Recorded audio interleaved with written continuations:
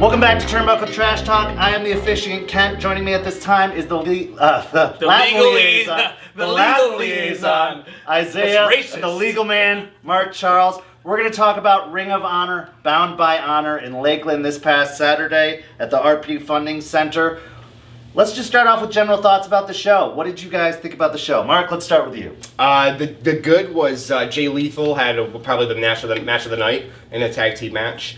That was probably one of the better moments. I definitely enjoyed, and I know you're not going to dig this as much, but I enjoyed watching, I don't even know her name, but the dark match in the beginning of the show, the referee for the first time. So it was just cool watching ROH kind of evolve in real time, watching, her first time reffing ROH in Lakeland, and it's such a great grand show. So just a lot of cool things watching that are a little more big picture than just kind of like a little bit too long for my taste. I think for everybody, about 3.5 hours in, you guys are making fun of me for falling asleep, but look, 5-hour show is a little bit too long. You fell asleep. You know what it kind of reminded me of? It kind of reminded me like if I alluded to this yesterday to you, if you're a fan of like Breaking Bad and Vince Gilligan is directing all the shows and all of a sudden some kid directs one of the shows and books it, and it just didn't seem like it was the normal, but it was just so much fun. And shout out to everyone who gave us the access to go and hang out, and it was a lot of fun, man. Yeah. Oh, by the way, PCO, that was the That's best. what I was going to say. That was my highlight. That's what kept me going the whole time. Sorry, Isaiah, go on. Building Enterprises, man. That match was... I was in the back trying to take photos, and I couldn't take photos because everybody stood up for that match. Everybody wanted... That was the match of the night for me. Oh, by the way, photos, man. Awesome. There's like 5 albums on the TTT. Yeah, it was... Check them out. They're great. And it was tough to get because, man, we were out in the back, and a lot of guys were just... I was getting a lot of headshots. I was like, damn, move out the way. Sell those. I know, I should start charging people Hey, cheeseburger, look at that guy. But it was great, man. The energy was fantastic. Just the presentation. This was my first Ring of Honor show. So to be there, man, when I walked in, I was. So that was your first ROH show? Was that your first ROH show? No, I saw him back in 2009. And the aesthetics now, though, right? The Titantron, for sake of conversation, we'll call it the Titantron. Mm-hmm. All the lighting, just the way that it's presented. No, they've upped their game. Honestly, I think that as far as presentation is concerned, they're at the top of their game. As far as content is concerned, 2009 was wild, from bell to bell, from start to finish. Now you're talking about talent rosters, way different back then too. But even that, I mean, they had a story throughout the show that they were going for. The matches all had purpose. They all made sense. Like, even if you weren't a fan of the product, I remember I went to my first show knowing nothing, and I fell in love with it because they hooked me in. So let's just, because we're all on the same page. On 3, the story of that night, what was it? On 3, we all said at the same time. We didn't plan this. Okay. 1, 2, 3. Beating up Jay Lethal. Right? We did not plan that. I was off. How amazing was that? We didn't plan it, but beat up Jay Lethal. Beat up Jay Lethal. We got it. We got jumped 3 times. Yep. But only one of them was successful because only one of them was successful because Lifeblood ran him off the first time and they destroyed the fake title. And Jay got the last laugh for sure. Oh, they destroyed the title. That's what I said. I said fake title. No, honestly, the whole story of the show was Jay Lethal versus the Kingdom. Yes. Really, honestly. Yeah. And, Jay Lethal did end up standing tall, but then got beat down the next time in vengeance for him destroying the title. But it did tell the next chapter of the ROH story. So that is a benefit. We were talking about goods of the show. Yep. They did tell the next chapter of their overarching story in that show. But man, there was a lot of excess. There was just a lot of, why is this happening? I think on a show that represents almost 10 titles. Honestly, they've got 5 ROH titles in their tag title, their trios title, their women's title, their world title, and their TV title. Yeah. Then they import New Japan titles and they import NWA titles. Well, and they put a damp on other, because you're watching the entire show and you don't want to say that it was really, the match of the night because you did have good matches because you had Vinny versus Roosh. That was great. You also had Mac defend his title, and those were great matches too. But it was a long stretch. Right, we already mentioned PCO, but that was a great match too. That was a great match. Mostly thanks to PCO. Yeah. And we all know Marty Scurll is the man, and he can perform like no other. But PCO at 51 years old, throwing himself out of the ring 5-6 times, doing suicide dives. Suicide dives, going through tables. He really has settled into the ROH, not just being there. He accepted it. But not just being there, but the style of wrestling. He has no problem doing it. We got to do all this stuff? cool. And we were very lucky to be able to interview PCO before the show. That was such a great opportunity. Check that out. If you haven't seen it, check it out. Yeah. But that was such a cool opportunity, and you can tell he's so in love with this business and in love with doing this, and is excited about this next chapter of his career. And it's not only reflected in his wrestling, it's reflected in the interview as well, and in his personality behind the scenes.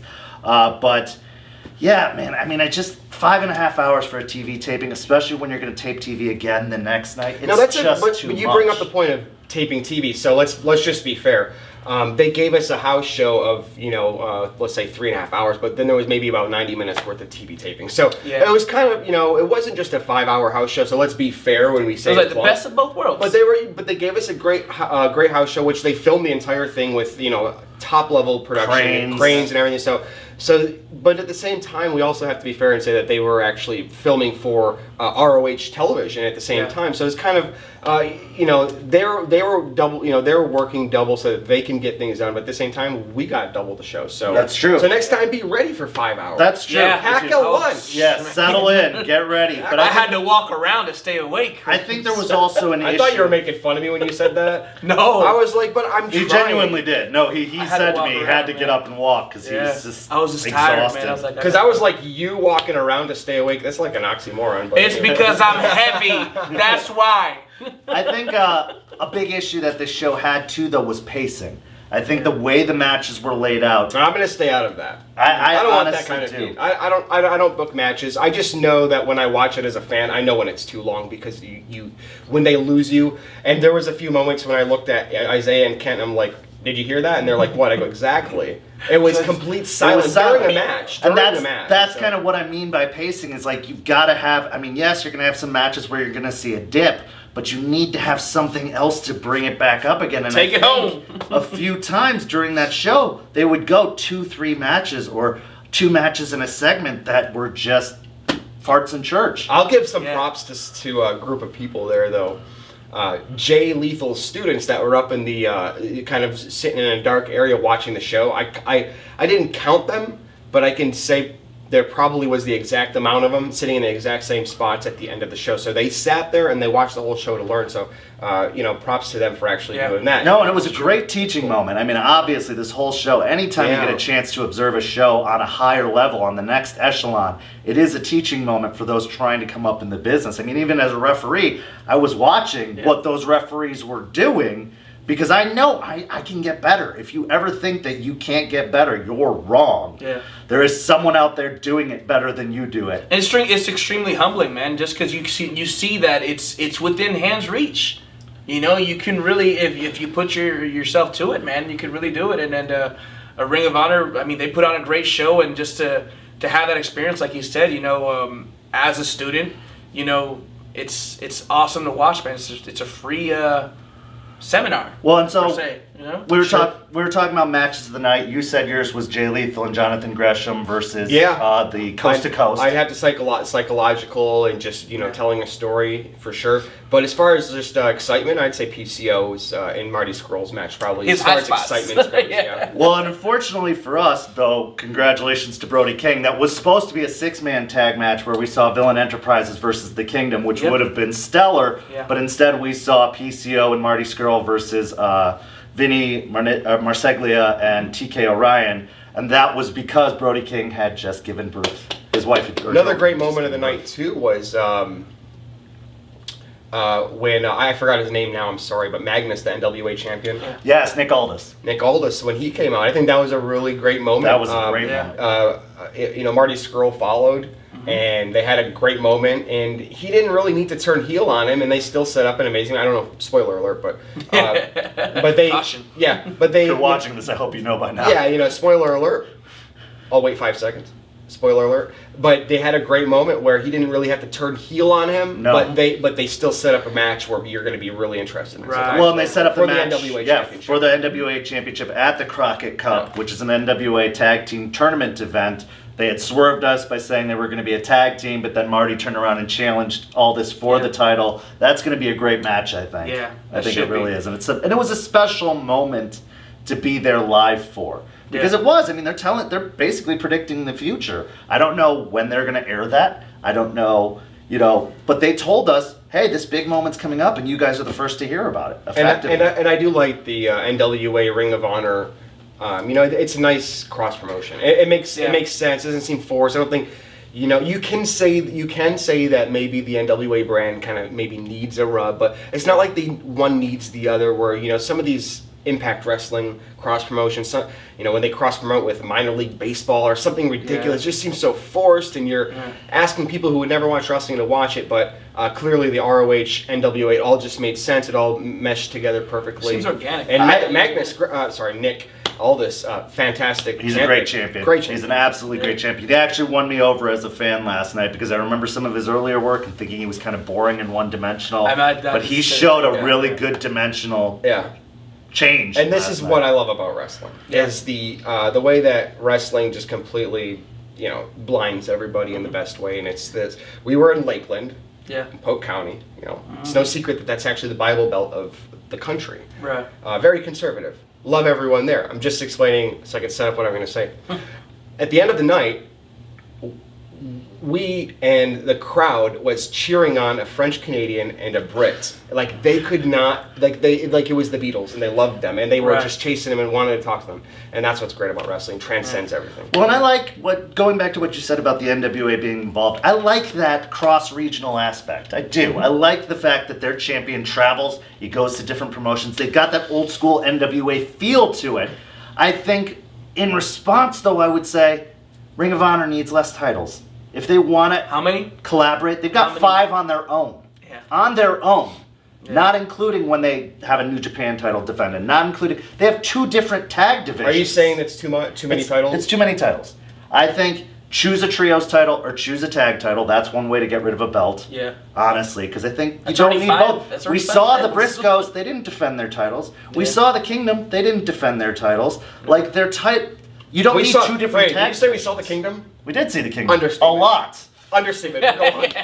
But I do think that having those 2 tag divisions is so unnecessary. We got to know the Yes. Kingdom Because very you're well saying Saturday. we did. No, yeah. But you've got factions forming to go for those trios belts, while you also have these tag belts that could also be going to. It's just too much. I agree. Pick the trios, pick the tag belts, stick with what you got. That reduces an entire division and lets you highlight your talent better than having these titles essentially become meaningless because there's too many. Hell, Everybody has a belt. Hell, at the end of the night, I left for the title. Because we saw the fake Ring of Honor Championship. Thankfully, that went away. So that could have been title number 6, honestly. Yep. But we saw the world title. We saw the tag titles. We saw the trios titles. We saw the women's title. We saw the TV title. We saw the IWGP US title. We saw the NWA National title and the NWA title. That's 13 all titles on in the show. total. 13 in total. 13 belts That's on absurd. the show. You can't count the trio as 3 titles. Yes, you can, because there's 3 physical. There's That's 3 guys. physical belts. 3 I mean, guys that hold the All titles. right. Theoretically. Before we get carried away and forget, I just wanted to congratulate and thank the people who got involved in the Yes, ticket please. giveaway.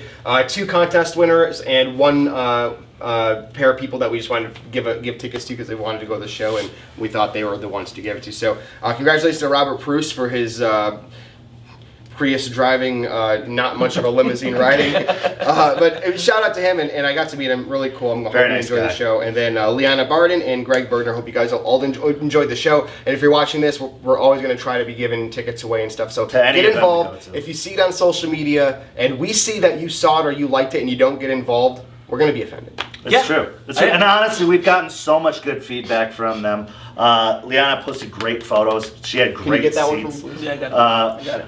Bruce Got it, bro. came and said thank you so many times. He also Bruce. said thank you during a live stream earlier. He did. He absolutely loved the show. They had a great experience. Him and his lady sat there the whole time. And we were so lucky to have them. And it was a great overall experience. I mean, I could say the show was too long. I could say that it was boring at points. But overall, the experience was It was fantastic. fantastic, man. It was that when I walked in, man. I'm telling you, man. It just had that feel. Yes. And I was tired, man. I was just tired. But I mean, I stayed and I enjoyed the entire show. It was fantastic. Like he said, man, just the presentation of the show, I was impressed, man. I really was. Having not been to a Ring of Honor show, it was kind of just, it was impressive, man. I was happy. Well, I'm gonna wrap up on a specific note Go. because I think this is something that we can talk more in depth about later. But what do you guys think about the future of Ring of Honor right now, post Bullet Club? Honestly, I'm nervous. Okay, I'm a little if worried. if I can go first. Please do. Very simple. They've been around since 2001, and they have not gone anywhere since then. So that's my answer. There's not been one talent that has defined them or made them. CM Punk's left, Samoa Joe's left, and even after that, they were as strong as possible. No one knew who Kenny Omega or any of these guys were. So you just have to have faith in the business, and guys like Jay Lethal who are developing the new. They're not going anywhere. They've been around it'll be 17, 18 years. So. I mean, I can agree with that, but also back then there was not the wrestling boom that we're having now, man. That's even better. You're proving the point more, in my opinion. Well, because there is a boom. They're just cutting them dry. But I think that also, and what makes me nervous is because of the creation of AEW, because WWE is getting threatened, they are spending a lot more money than Ring of Honor is willing to spend, and they are buying up their talent quickly. Yeah. Honestly, I said this earlier, Villain Enterprises probably won't be around after 6 months because Skrull's going to go to AEW. It's hard for them to build with what they've got, and honestly, in the overall scheme, in the overall timeline of Ring of Honor, yes, people are going to look fondly on the Elite and the Bullet Club era, but I think it actually hurt them because they tailored a lot of their product to the fame and the popularity of the Bullet Club, which is something they didn't do then. You don't think they did that with Samoa Joe? I don't. And CM Punk's. They may have changed their title, like their story for the titles, but they didn't add a trios title. They added a trios title for the Elite. They really did. Well, that's just the business. That's the business evolving, and I think a good segue, because I know that another one of our segments is going to be the WWE's. We have a new segment called. We have a new segment called Turnbuckle Turnpike. Turnbuckle to Mania. To WrestleMania. So it'll be like a Road to WrestleMania segment. And I think maybe a good way to leave off on this is the women's tag team title coming out of nowhere. I think perfect, just like the trios. Yeah. Perfect opportunity for people who aren't really making it in singles. Yeah.